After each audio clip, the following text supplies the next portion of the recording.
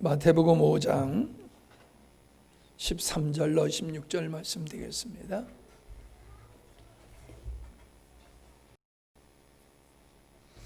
(5장 13절로 16절입니다) 짧은 말씀 우리 함께 읽도록 하십니다.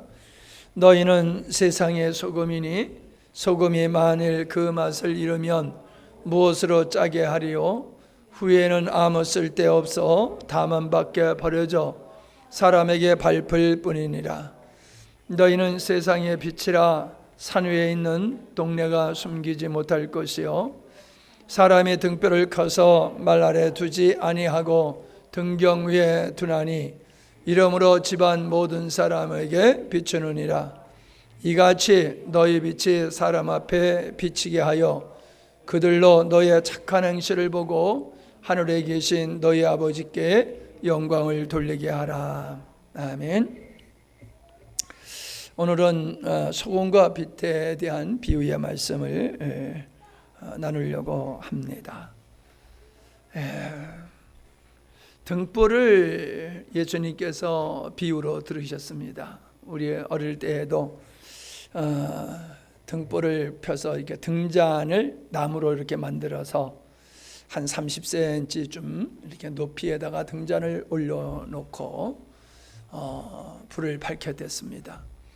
혹은 남포라고 그래가지고 큰 등은 이렇게 줄을 매서 천장에다가 끈을 매거나 철사줄로 매가지고 높이 달아나서 방안 전체를 밝히도록 그렇게 했습니다. 근데 이스라엘은 이렇게 흙으로 지은 집, 돌로 지은 집, 또 그 당시만 해더라도 또 토굴에서 생활하는 이런 분들이 많았기 때문에 이렇게 벽을 파가지고 뭐 우리 때도 그랬어요. 이렇게 벽돌로 흙벽돌로 지은 집은 이렇게 벽을 이렇게 움푹하게 파거나 이렇게 나오게 해가지고 그렇게 벽에다가 이렇게 올려놓는 그렇게 불을 밝히기도 했거든요. 그 당시에 그런 환경을 가지고 예수님이 말씀하십니다. 어떤 사람이 등불을 켜가지고 되는 말 있잖아요. 한 대, 두 대 세는 말. 그 말 속에다가 집어넣고 말로 이렇게 엎어놓는 사람이 있느냐? 그럼 빛이 하나도 나가지 않지요. 그래서 사람들이 이렇게 높은 데다 올려놓고 빛이 온 방 안에 퍼지게 하지 않느냐? 이런 상황을 예로 들어서 말씀을 하시는 거지요. 그와 같이 너희들의 착한 행실도 모든 사람이 볼 수 있도록 행해야 된다. 그로 말미암아 아버지께 영광을 돌리게 되는 것이다. 그런 말씀을 하고 있습니다. 자, 그래서 우리는 이 말씀을 우리는 그저 도덕적으로 윤리적으로 구제한다든가 긍휼을 베푼다든가 욕심을 부리지 아니하고 어려운 사람을 도와주는 뭐 이런 정도로 우리가 이 착한 행실이라고 하는 것을 이해를 해 왔습니다. 그러나 그것이 아니라고 하는 것은 아닙니다. 그러나 그보다도 더 깊은 의미가 있다라고 하는 거지요. 16절에 보면은 너의 착한 행실을 보고 하늘에 계신 너희 아버지께 영광을 돌리게 하라. 그렇게 말씀하고 있습니다. 자, 우리의 이 착한 행실이 뭐냐라고 하는 거거든요. 이 착한 행실이라고 하는 이 착함이라고 하는 말은 칼로스라고 하는 말인데 예수님이 당신을 가리켜서 나는 선한 목자다라고 말씀하신 그 선한이 칼로스, 착한이란 그런 뜻이고요.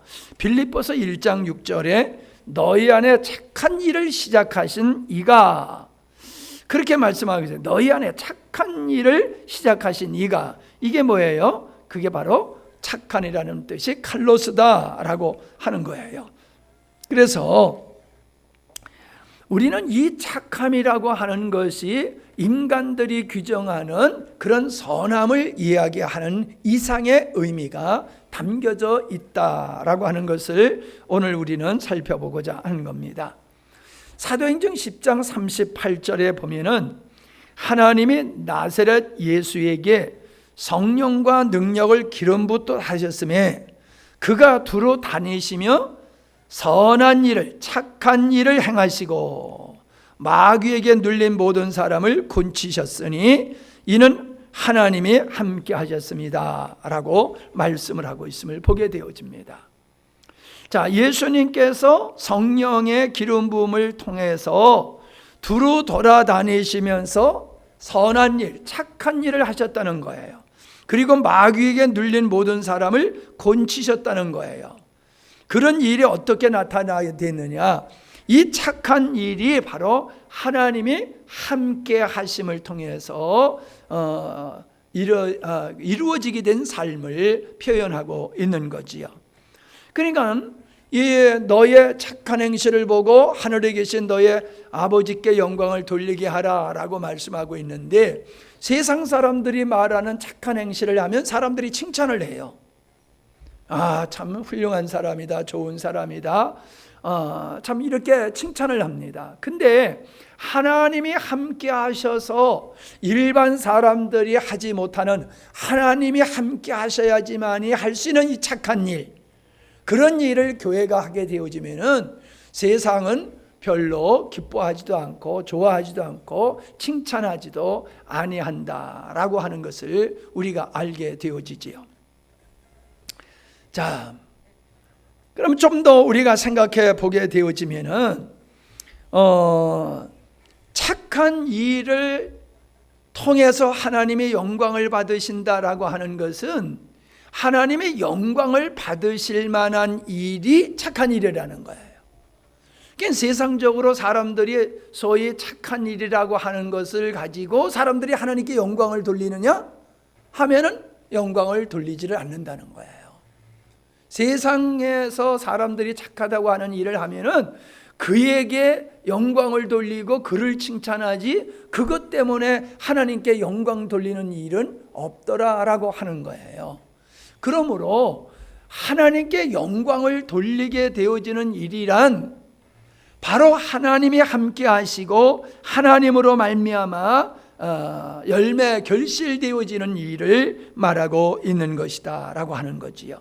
그래서 하나님이 영광을 받으신다, 하나님께 영광을 돌린다라고 하는 게 뭐냐라고 하는 걸 알아야지 착한 일이 무엇이냐, 그 착한 일을 통해서 하나님의 영광을 받으신다고 그랬는데, 그래서 하나님의 영광을 받으시는 게 뭐냐라고 하는 걸 알아야지 착한 일이 뭐냐라고 하는 것을 바로 알 수 있다라고 하는 거지요. 우리는 분명히 세상 사람들이 말하는 착한 일을 해서 구원받는다고 우리는 보지 않지요. 성경에서는 그렇게 말씀하고 있질 않아요. 착한 일을 통해서 구원받는 게 아니라는 거예요. 예. 그러므로 세상적인 착함의 행실과 하나님으로 말미암아 하나님께 영광이 돌리는 착한 행실은 다르다라고 하는 것을 우리가 알아야 되는데, 자, 그러면은 하나님의 영광을 받으신다, 하나님께 영광을 돌린다, 이 영광이라고 하는 말이 뭐냐는 거예요. 하나님께 영광을 돌린다, 하나님 영광을 받으세요, 이런 말을 우리가 많이 하잖아요. 이걸 한마디로 얘기하면은 하나님이 하나님 되시는 거야. 하나님이 하나님 되심. 우리가 하나님의 하나님 되도록 하는 것이 하나님의 영광을 받으시는 것이다 라고 하는 것이지요. 자, 시편 19편 1절에 보면은 하늘이 하나님의 영광을 선포하고 궁창이 그의 손으로 하신 일을 나타내는도다 라고 말씀하고 있어요. 이게 하나님의 만드신 만물이 그 만물을 볼 때에 그것을 지으신 하나님이 드러난다는 거예요. 하나님의 지혜와 하나님의 능력과 하나님의 그 아름다움, 이런 것들이 하나님이 만드신 피조물을 통해서 드러난다는 거지요. 그래서 모든 만물은 자기를 지으신 그 창조주의 하나님을 드러내는 것, 그것이 하나님께 영광을 돌리는 것이다 라고 하는 거예요. 그래서 하늘이 하나님의 영광을 선포하고, 하늘을 보세요. 수많은 별들, 정말로 점박이 같이 바뀌어 있지만은 그 별과 별 사이가 얼마나 거리가 먼 것인가 하는 건 우리가 알지요. 우주는 우리가 측량할 수 없는 크고 광대한 우주다라고 하는 걸 우리는 알고 있어요.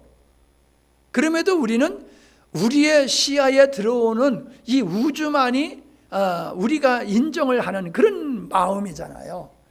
지식으로는 측량할 수 없는, 우리가 측량할 수 진짜 없잖아요. 우주 끝을 우리가 모르잖아요. 그렇게 광대한 이 어마무시한 이 우주를 보면서 야, 하나님은 참 위대하시다. 하나님은 참 아름답다. 아름답게 일하시는 분이다. 하나님은 위대한 분이다. 이런 말이 나오잖아요. 와, 하나님 참 멋지시다. 이런 말 나오잖아요. 아름다움을 보고서, 광대함을 보고서. 그래서 만물은 하나님의 존재를 드러낸다는 거예요. 하나님의 어떠하심을 드러낸다는 거예요. 자, 요한복음 17장 4절에 보면 아버지께서 내게 하라고 주신 일을 내가 이루어 아버지를 이 세상에서 영화롭게 하였다라고 말씀하고 있어요. 하나님을 영화롭게 한 것이 뭐냐? 나에게 하라고 한 일을 해서 하나님을 영화롭게 했다. 여기서 영화롭게 했다는 말은 다양하게 번역이 되고 있어요. 영광되게 하였다, 영광을 돌렸다, 영광이 돌아가게 하였다, 영광을 높였다, 영광을 드렸다, 영예를 가져와 주었다. 이런 뜻으로 이 영화롭게 했다는 말이 번역이 되고 있어요. 그러니까 예수님께서 하신 일들을 통해서 하나님의 어떠함이 드러나게 되는 거예요. 그래서 하나님이 영화롭게 영광을 받으시게 됐다. 그 말을 하고 있는 거거든요. 자, 우리는 요한복음 1장 14절에 보면 예수님을 가리켜서 말씀이 육신이 되어 우리 가운데 거하심에 우리가 그의 영광을 보니 아버지의 독생자의 영광이요라고 얘기하고 있어요. 육신을 입고 이 땅에 오신 예수님을 보니까, 그를 보니까는 그의 영광, 그의 예수님, 성육신하신 예수님께 영광을 받다는 거예요. 영광. 무슨 영광? 하나님 되심. 하나님의 그 투영체라고 얘기할 수 있을까요? 하나님의 그 어떠하심이 예수님을 통해서 드러났다는 거지요. 여러분, 우리는 자녀를 보고서 그 아버지와 어머니의 모습을 우리가 보지 않습니까? 이 말을 현대어 성경으로 다른 성경으로 제가 읽어드릴게요. 그 말씀이 육신이 되어 우리 가운데 사셨다. 우리가 그의 영광을 보았는데 그 영광은 아버지께로 오신 독생자의 영광이었다. 아버지께로 오신 독생자의 영광이었다. 그러니까 예수님의 성육신하신 예수님에게는 아버지 하나님의 그 어떠하심이 광채가 있으셨다. 그걸 사람들이 보았다. 그런 얘기를 하고 있는 거지요. 예. 육신이 되신 주님께서 하나님을 육신이 되신 주님에게서 하나님을 볼 수 있었다라고 하는 겁니다. 그러니까 예수님은 육신을 입으신 존재로서 아버지께서 하라고 하신 일을 온전히 이루어 하나님의 어떠하심을 나타냈다. 하나님을 영화롭게 했다라고 하는 거예요. 그러니까 존재 자체로부터, 그리고 그 예수님의 사역을 통해서 하나님의 어떠하심이 영광이 드러나게 되었다라고 하는 거거든요. 이걸 더 구체적으로 말씀을 드리면 마태복음 4장 23절에 보면은 예수님께서 온 갈릴리에 두루 다니사 그들의 회당에서 가르치시며 천국 복음을 전파하시며 백성 중에 모든 병과 모든 약한 것을 고치셨다. 그렇게 기록되어 있어요. 그러니까 사도행전 10장 38절에 성령의 능력을 받아서 예수님께서 치유의 역사를 이루셨다라고 하는 그런 그 마귀에 눌린 자를 고치시고 선한 일을, 착한 일을 하셨다라고 하는 요 말씀이 바로 마태복음 4장 23절에서 예수님이 이런 일을 하셨다라고 하는 그걸 얘기하고 있는 거란 말이에요. 예. 가르치셨어요. 말씀을 가르치셨어요. 결국 말씀을 가르친다고 하는 것은 어떤 이론을 가르친다는 게 아니지요. 하나님을 가르치는 거죠. 하나님을 나타내는 거지요. 복음을 전하셨다고 그랬어요. 복음을 전했다는 게 뭡니까? 복음의 핵심은 하나님의 창조의 의도거든요. 하나님의 뜻이거든요. 복음을 전했다. 그리고 모든 병든 자와 약한 자를 고치셨다. 이렇게 말씀하고 있어요. 이게 뭐예요? 착한 일을 행하셨다는 거예요. 이게 바로 사도행전 10장 38절에 착한 일을 행하시며 마귀에게 눌린 자를 고치셨다고 그랬잖아요. 자, 그러니까 예수님이 행하신 이 일들이 하나님이 보내셔서 하라고 하신 일들이었다는 거예요. 말씀을 가르치시고 복음을 전하고 병든 자를 고치고 약한 자를 고치고 또 마귀에 눌린 자를 자유케 하는, 이것이 하나님이, 예수님이 이 땅에 오셔서 하여야 할 일이셨다는 거예요. 그 일을 통해서, 그 착한 선한 일을 통해서 하나님을 영화롭게 했다, 그 이야기를 하고 있는 겁니다. 그러니까 보세요. 하나님의 말씀을 가르치고 복음을 전하고 병든 자를 고치고 마귀를 내쫓는 일을 했을 때에 세상이 그걸 보고 하나님께 영광을 돌립니까? 하나님께로 돌아옵니까? 그런 걸 보고 안 돌아와요.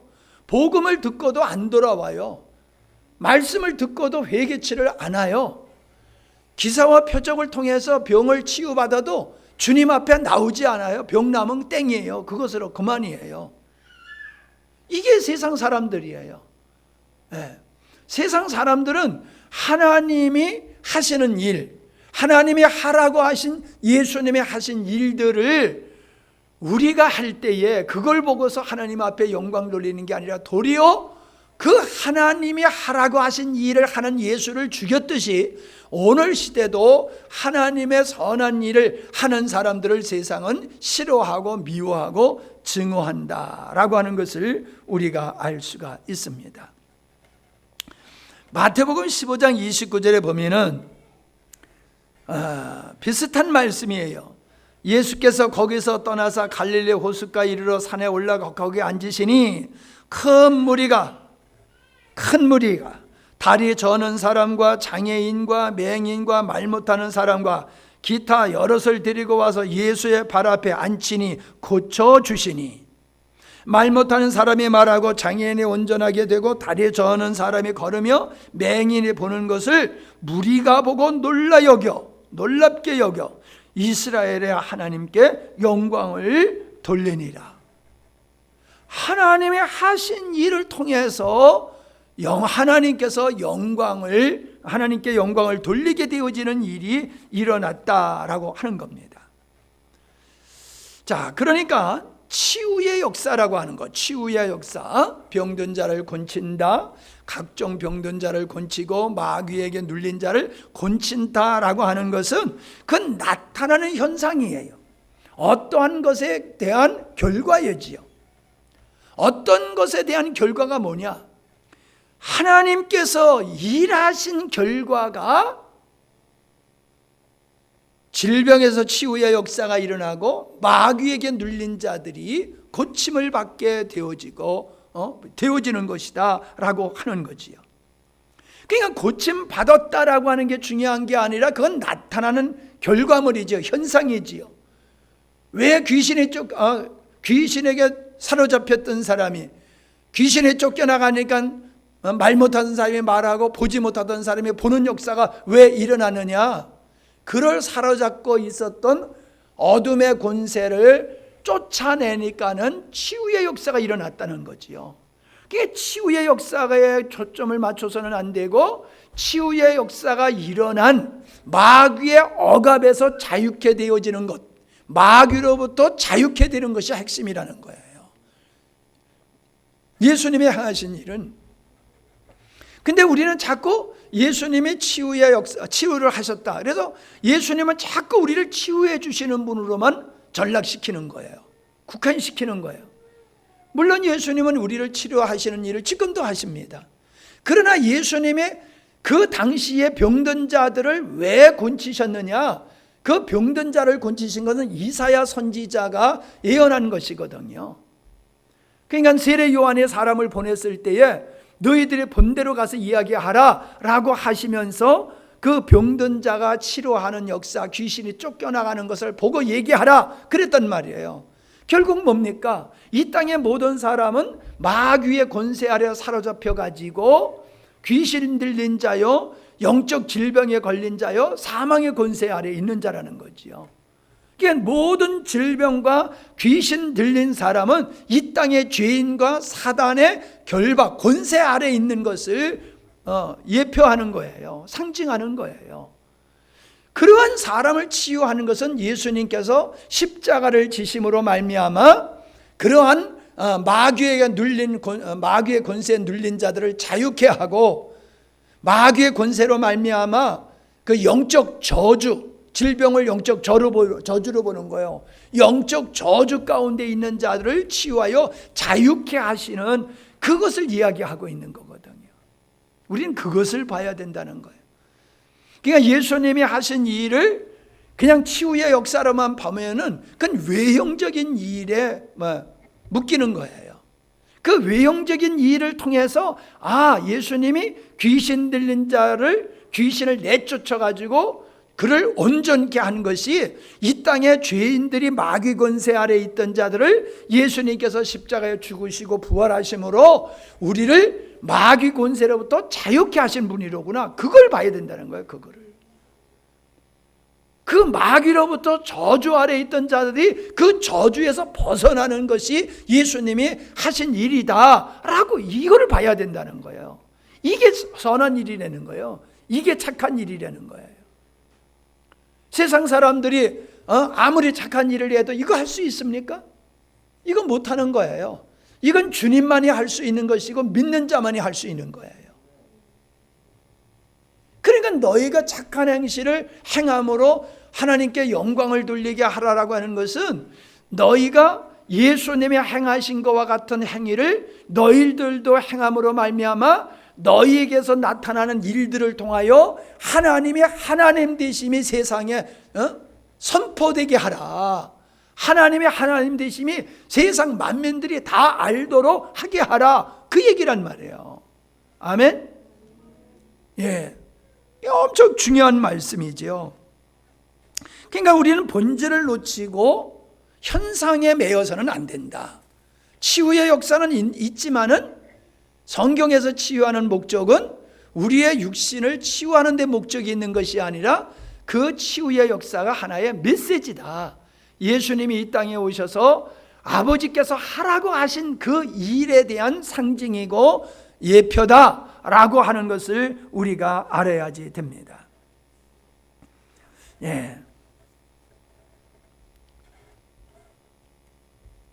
그러니까 너의 빛을 사람 앞에 비추게 하여라라고 하는 이런 것은 주님으로 인하여 산 삶과 같이, 주님의 아버지로 인하여 산 삶과 같이 너희들은 생명이신 예수 그리스도 인하여 사는 삶을 통해서 하나님의 하나님 되심을 세상이 알도록 하여라, 그 말씀이다 하는 거예요. 그러니까 성도의 삶이라고 하는 것은 예수님이 이 땅에 오셔서 이 땅에서 행하셨던 착한 일을 재현하는 거예요. 그분의 몸으로서. 그래서 사도 바울이 주님이 하셨던 십자가의 남은 흔적을 내 육체에 갖고 있다고 얘기했잖아요.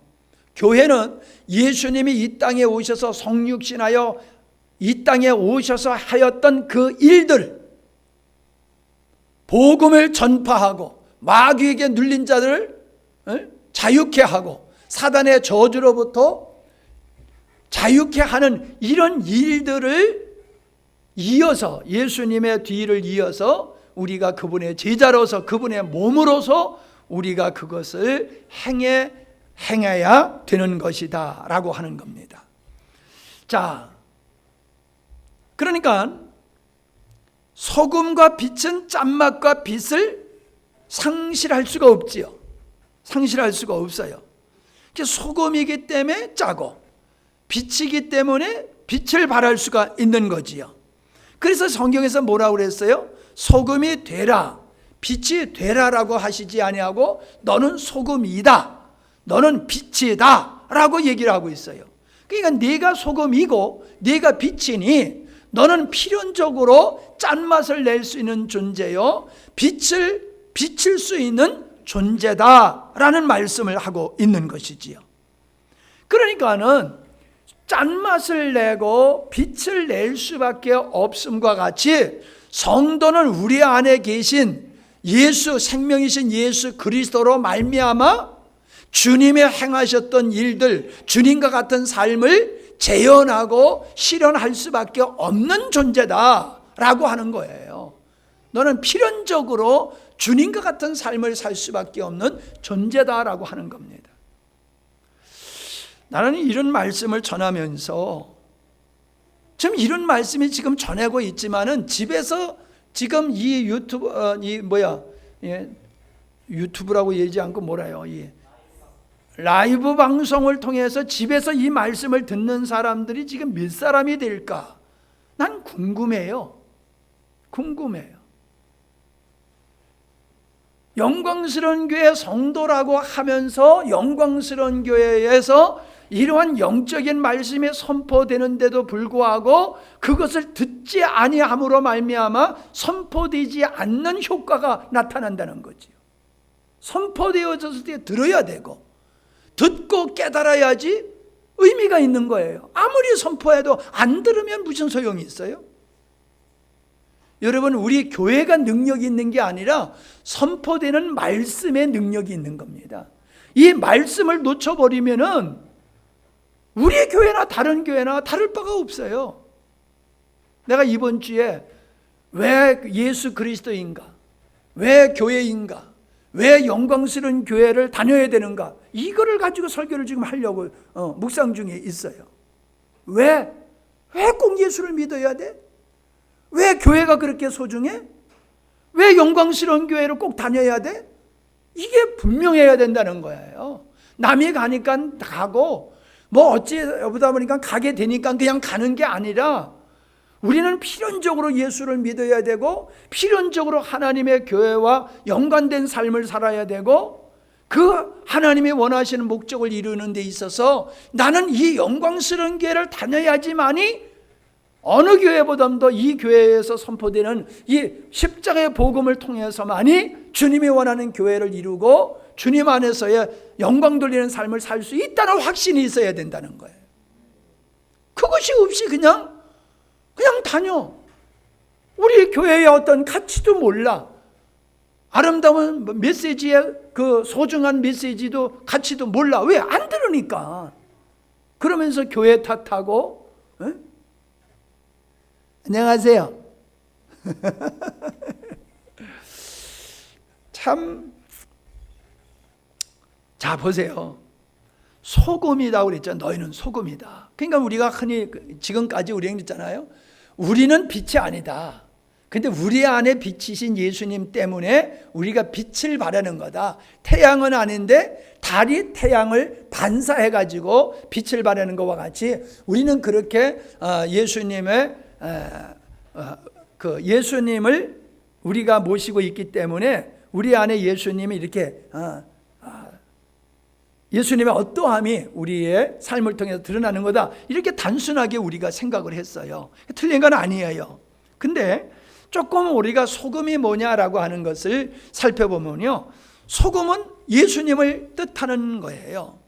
자, 역대하 13장 5절에 보면은 이스라엘 하나님 여호와께서 소금 언약으로 이스라엘 나라를 영원히 다윗과 그의 자손에게 주신 것을 너희가 알 것 아니냐. 언약을 얘기하시면서 소금 언약이라고 얘기를 하고 있어요. 그래서 이거를 히브리서 9장에서 9장 13절로 22절에 보면은 사도 바울이 첫 언약과 둘째 언약을 얘기하고 있어요.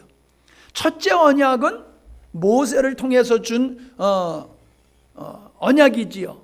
그래서 짐승을 잡아서 그 피 흘려 짐승의 피 대속을 통해서 죄사함을 받는 것은 장차 오셔서 우리 죄 대신 그 어린 양 속죄양 되실 예수 그리스도를 바라보는 믿음으로 구원받는 거잖아요. 구약 백성들. 그러니까 첫째 언약은 모형이고 둘째 언약은 모형의 실체이신 예수 그리스도께서 십자가에 못 박혀 피 흘리심으로 우리를 구원하신다고 하는 언약이란 말이에요. 자, 그 언약을 소금 언약이다 그렇게 표현하고 있다라고 하는 것을 보게 되어집니다. 히브리서 9장 16절에 보면은 유언은 유언한 자가 죽어야지 유언이 효력이 있다 그렇게 말하고 있어요. 맞죠? 유언장을 써놔도 그가 죽지 아니하면 유언장은 효력이 발휘가 안 돼요. 그가 죽을 때에 유언장은 효력을 발휘하는 거지요. 그러니까 예수님이 죽으심을 통하여서 유언, 언약이 성취되는 것이라는 거지요. 예수님이 죽으심을 통해서 하나님께서 피의 언약을 성취하신 것이다. 그 예수님의 그 소금이 바로 예수님의 피를 나타내는 것임을 우리는 알 수가 있어요. 자, 이걸 조금 더 확대해서 말씀을 드리면요, 출애굽기 30장 33절에서 35절, 30장 34절에서 35절을 보면은 소금을 쳐서 정결하게 하라고 해서 소금을 뿌려가지고 정결하게 하라. 정결하는데 소금을 뿌린다고 정결하게 됩니까? 그러니까 소금은 정결하는 것의 상징이지요. 소금을 뿌려서 정결하게 되는 게 아니라 소금을 뿌림으로 정결하게 되는 것은 상징이에요. 예표예요. 자, 그러면 열왕기 하 2장을 보면요, 엘리사 시대 때에 우물이 있었어요. 우물. 근데 이 우물이 쓴 물이에요. 독이 있는 물이에요. 그래서 사람들이 이걸 먹으면 병이 나고 죽기까지 한단 말이에요. 그랬을 때에 엘리사가 소금을 가져오라고 그래가지고 소금을 그 우물에다가 뿌려요. 그랬더니 독이 있었던 그 물이 이제 샘물로, 사람이 먹을 수 있는 샘물로 바뀌어지는 치유의 역사가 일어났어요. 야, 이런 표적을 행했구나. 이렇게 끝내서는 안 된다는 거지요. 쓴 물, 독이 된 물을 단물, 먹을 수 있는 물로 바뀌게 되는 게 뭐예요? 정화지요. 회복이지요. 그냥 소금은 정화시키고 회복한다는 의미란 말이에요. 예. 자, 더 재밌는 것은요, 레위기 2장 13절에 보면은 하나님께 제사를 드리는 여러 가지 제사 중에 번제가, 짐승을 잡아서 드리는 제사가 있고 곡물을 빻아가지고 드리는 제사가 있거든요. 그러니까 동물은 피를 흘려가지고 드려지는 제사이기 때문에 예수님의 십자가의 죽음을 상징하는 거란 말이에요. 근데 곡식은 어떻게 하냐? 빻는 거예요. 맷돌로 이렇게 갈아가지고 빻아버려요. 그건 예수님의 순환을 얘기하는 거란 말이에요. 예수님의 순환, 부서지는 순환. 그걸 통해서 그 곡물을 빻아가지고 하는 것은, 제물은 예수 그리스도에 대한 상징인데 동물은 피 흘리심, 곡물은 예수님의 순환. 그래서 동물이나 곡물은 예수 그리스도를 상징하는 것이다 라고 하는 거예요. 그러니까 동물에는 피가 있고 곡물에는 순환이 있다고 그랬죠. 근데 여기 첨가되는 게 하나 있어요. 소제를 드릴 때에는 소금을 반드시 넣어가지고, 누룩을 쓰지 말라 해서. 누룩은 부패하는 성향이 있잖아요. 그러니까 이 부패라고 하는 것은 하나님의 성향에 맞지를 않아요. 그래서 하나님께 드리는 데는 누룩을 넣지 못하게 했어요. 그 대신 소금을 넣게 했어요. 소금을 넣으면 부패하지 않잖아요. 소금을 넣어가지고 예물을 만들어서 소제로 하나님께 드리라고 했거든요. 그러니까 보세요.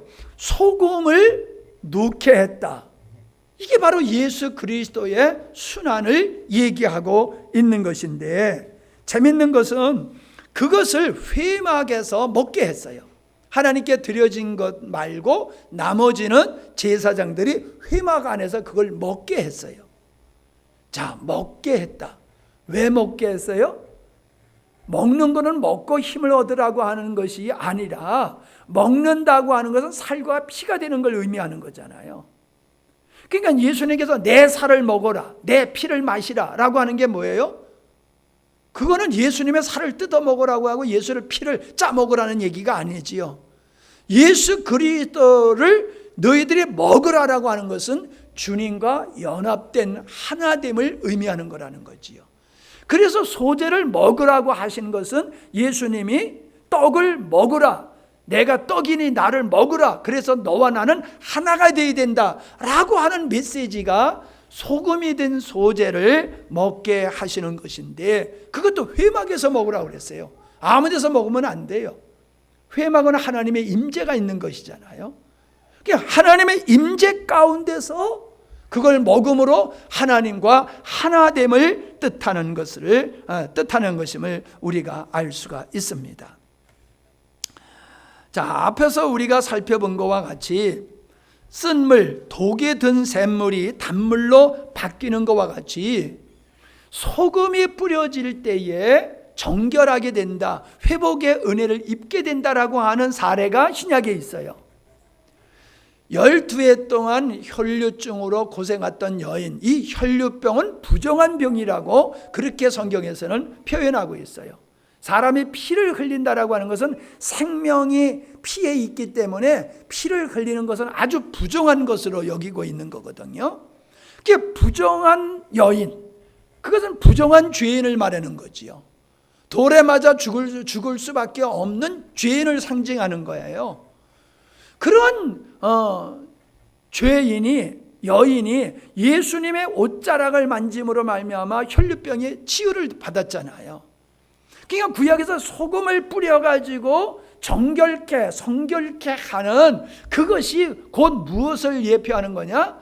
예수 그리스도, 소금 대신 예수 그리스도가 우리를 정결케 하시는 분이다 라고 하는 것을 말씀하고 있는 것이다 하는 거지요. 자, 이와 더불어서 우리는 앞에서 살펴본 것과 같이 많은 병자를 곤치셨다고 그랬는데, 어떻게 곤치셨느냐라고 하는 것을 우리가 또한 알아야지 돼요. 자, 정결케 하는 것은 소금을 뿌려서라고 그랬지요. 예수님께서 피 흘리심으로 소금 되셔서 예수 그리스도의 보혈로 정결케 되어지는 것을 말씀하셨어요. 그러면 치유된다, 저주로부터 치유된다, 마귀의 권세로부터 자유케 된다라고 하는 것은 베드로전서 2장 22절부터 보면은요, 24절을 보면 이 말씀이 있어요. 친히 나무에 달려 그 몸으로 우리 죄를 담당하셨으니, 친히 나무에 달려서 그 몸으로 우리 죄를 담당하셨으니, 담당하심으로 치유하셨다는 거예요. 담당하심으로 우리로 죄에 대하여 죽고 의에 대하여 살게 하려 하심이라. 그가 채찍에 맞음으로 너희가 나음을 얻었느니라. 그러니까 예수님이 우리가 맞아야 할 형벌, 채찍을 예수님이 대신 맞으시고, 예수님께서 대신 우리를 대신해서 죄인이 되셔서 십자가에서 고난을 당하셨다는 거죠. 담당하셨다는 거예요. 우리의 어떠함을 담당하셨다. 우리의 죄를, 우리의 형벌을, 우리가 받아야 할 그 형벌을 예수님이 대신 받음으로 말미암아 마귀의 권세로부터, 마귀의 저주로부터 우리를 건져내셨다라고 하는 거예요. 이게 바로 예수님이 하신 착한 일이다 라고 하는 것입니다. 자, 그러니까 성도의 삶이라고 하는 것이 뭡니까? 예수님께서 아버지가 하라고 하신 일을 아버지로 말미암아 성취하셔서 그 일들로 말미암아 하나님이 하나님 되시게 하는 삶을 예수님이 사신 것과 같이 오늘 우리들은 우리 힘으로 인간들이 말하는 착한 선한 행위가 아니라 우리 안에 생명이신 예수 그리스도로 말미암아 죄와 사망 가운데서 자유함을 얻고 그 생명이신 주님으로 말미암아 주님이 인도하시는 대로, 주님이 우리를 인도하시는 대로 순종하여 아버지의 뜻을 성취해내는 삶, 아버지의 뜻을 이루고 성취해내는 삶, 이거는 인간이 할 수 있는 일이 아니고 우리 안에 예수 그리스도로만이 할 수 있는 일이란 말이에요. 그것이 성경에서 말하고 있는 하나님의 영광을 받으실 수 있는 착한 일이다라고 하는 거예요. 여러분, 우리는 세상 사람들의 기준을 따라서 우리가 이만큼 착한 일 하면 됐지라고 생각하면 오산입니다. 우리는 바리새인들과 같이 불의행하지 아니하고 토색하지 아니하고 금식을 일주일에 2번씩 하고 10의 1조를 꼬박꼬박 드렸습니다. 이 정도 하니까 우리는 의로운 자가 아닙니까? 우리는 이 정도니까 우리는 착한 행위를 하고 있는 게 아닙니까? 우리는 다른 사람같이 도둑질 안 하고 다른 사람과 같이 감옥에 갈 일, 손가락 받을 일을 안 했지 않습니까? 그러니까 우리는 착한 사람이지 않습니까? 이렇게 우리가 자유해서는 안 된다는 거예요. 그건 예수 안 믿는 사람들도 잘하고 있다는 거예요. 예수 안 믿는 사람은 뭐 엉터리로 삽니까? 예수 믿는 사람들은 나름대로 도덕적으로 윤리적으로 열심히 살아가고 선행을 하면은 복을 받는다고 그래가지고 선한 일을 얼마나 열심히 합니까? 우리 예수 믿는 사람만 착하게 사는 게 아니에요. 예수 안 믿는 사람도 얼마나 착한 사람이 많습니까? 여러분 주위에 보세요. 여러분 주위에 보세요. 착한 사람이 얼마나 많습니까? 예수만 안 믿을 뿐이지 착한 거는 우리보다 더 착한 사람 많잖아요. 안 그래요? 예? 아니 민성산 집사님은 예수 믿기 전부터 착했어. 예? 그지? 예. 예수 믿을 때부터 착했어. 예.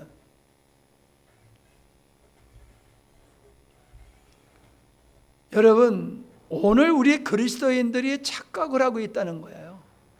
나는 선한 행위를 하고 있다. 나는 착한 일을 행하고 있다.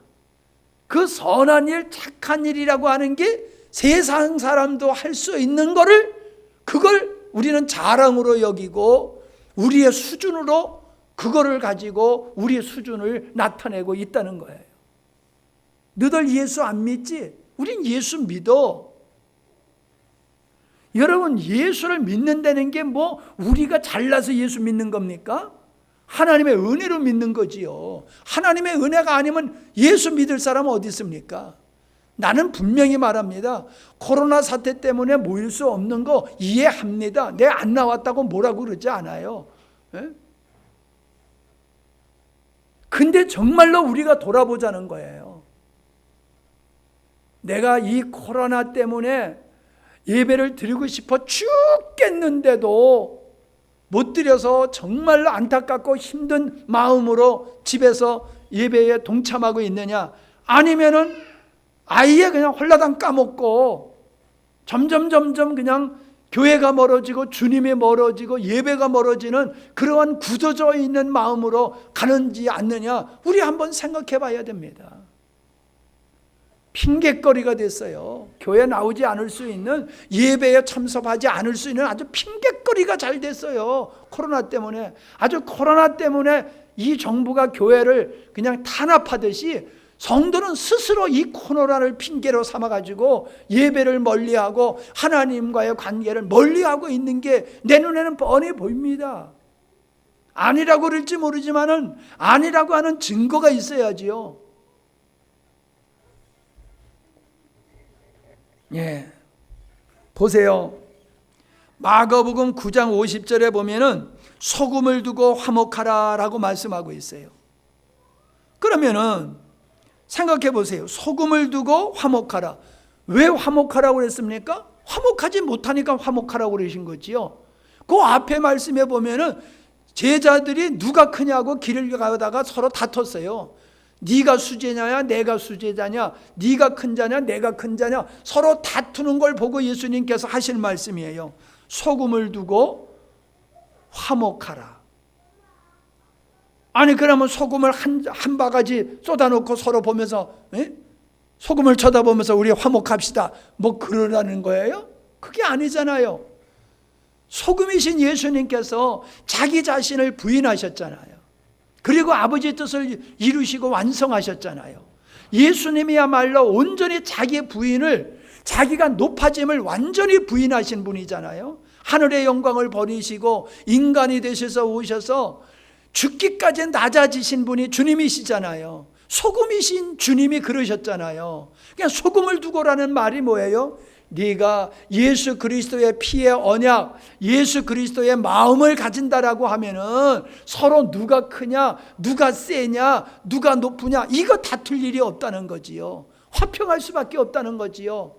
왜 너네들이 서로 다투고 네가 크냐 내가 크냐 다투느냐 경쟁하느냐? 소금이 없기 때문이다. 주님의 마음이 없기 때문이다. 그러니까 너희들이 주님의 마음을 갖게 되어지면은 화목할 수 있다. 이 말씀을 하고 있는 거예요.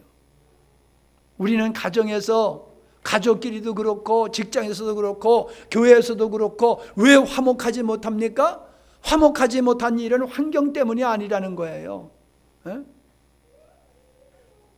우리 안에 죄성이 얼마나 감춰져 있는지 몰라요. 오늘 나오는데 사모님이 헐레벌떡 올라오면서 저 카페에 물바다가 이루어졌다고 그러는 거예요.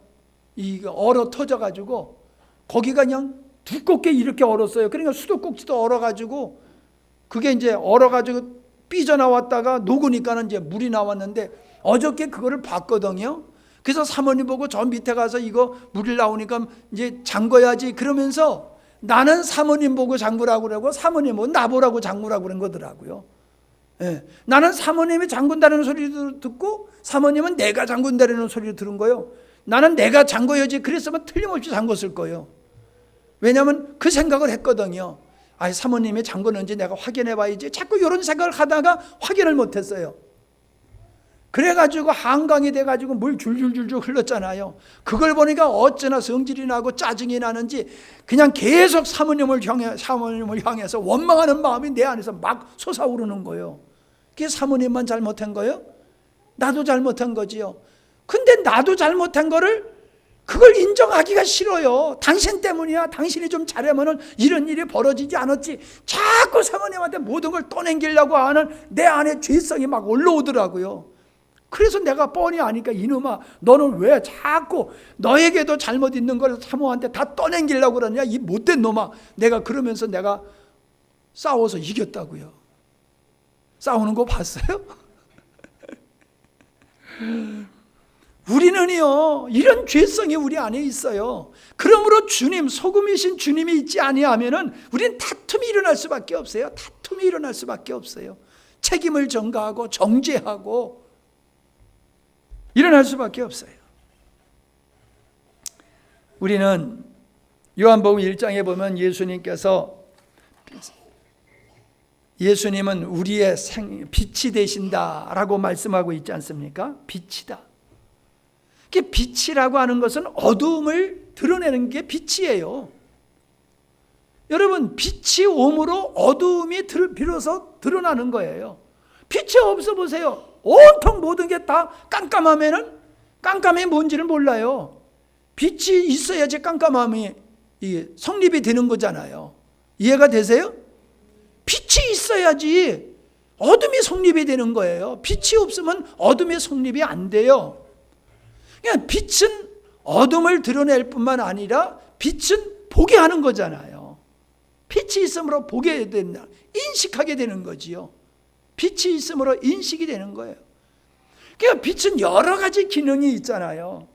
그 중에서 우리는 예수님께서 소경된 자를 보게 하시고 본다고 하는 자를 소경되게 하신다 그러셨잖아요. 그러니까 나는 의로운 사람이야 하는 사람이 나는 보는 사람이야 그 사람이란 말이에요. 나는 죄인이야 하는 사람은 나는 보지를 못하는 사람이야 그 뜻이란 말이에요. 그러니까 나는 보는 사람, 나는 의인이야 하는 사람은 보지 못하게 해서 자기의 죄를 보지 못하게 해서 멸망받게 하는 거고, 하나님의 은혜로 내의 부족함과 연약함과 잘못됨이 드러날 때에 인정하는 거예요. 인정하면서 그러기 때문에 나는 주님의 은혜가 필요하고 나는 주님 없이는 살 수 없는 존재입니다. 나는 정말로 죽을 수밖에 없는 존재인데 하나님을 아버지라 부르고 하나님의 자녀가 된 것은 전적인 하나님의 은혜요. 그러므로 나는 죽을 때까지 주님만 의지하겠습니다.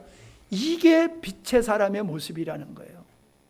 잘남을 자랑하는 것은 빛의 모습이 아니라는 거예요. 여러분, 왜 사람들이 예수를 안 믿습니까? 자기가 죄인됨을 인정하기 싫은 거예요. 내가 하나님의 은혜가 아니면 죽을 수밖에 없다라는 나의 죄성, 악함, 이걸 사람들은 인정하기 싫은 거예요. 끝까지 그걸 인정하기 싫은 거예요. 그리고 그걸 해결해 주시는 예수 그리스도를 거절하는 거예요. 왜 예수가 필요해? 난 예수 없이도 얼마든지 나는 선하고 착하게 살 수 있는데 왜 예수가 필요해? 그러면서 예수님을 끝까지 부정하다가 멸망을 받게 되는 거지요. 말씀을 맺겠습니다. 오늘 주님이 우리에게 착한 행실을 말씀하시는 것은 인간이 행할 수 있는 그런 수준이 아니라 주님으로 말미암아 주님으로만이 할 수 있는, 주님으로만이 행할 수 있는 그런 착한 행위다라고 하는 거죠.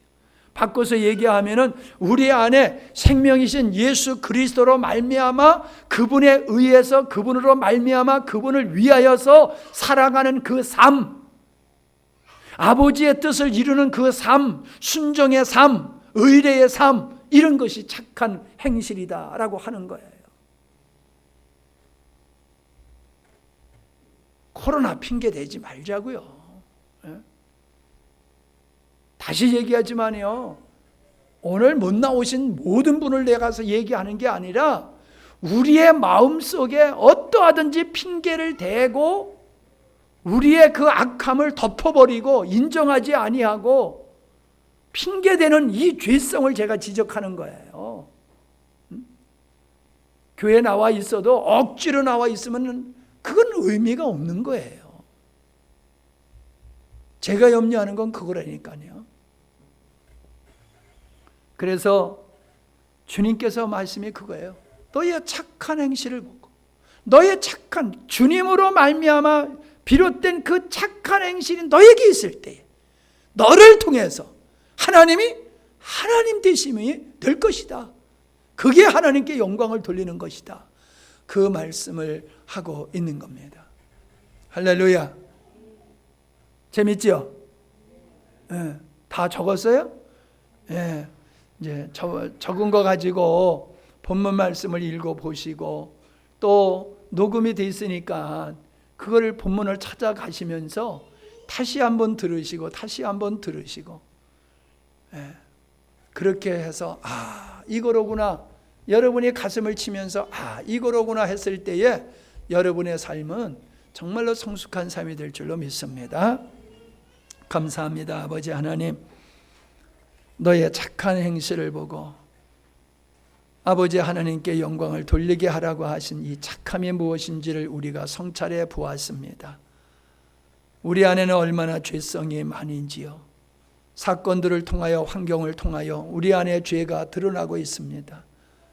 우리는 죄를 감추는 것이 아니고 죄됨을 부정하는 것이 아니고 하나님 앞에서 인정하고 예수 그리스도의 십자가를 받아들이며 생명이신 주님으로 말미암아 주님을 인하여 주님께 순종하는 삶을 착한 행실로 여기고 그렇게 사는 우리의 삶이 되게 해 주시옵소서.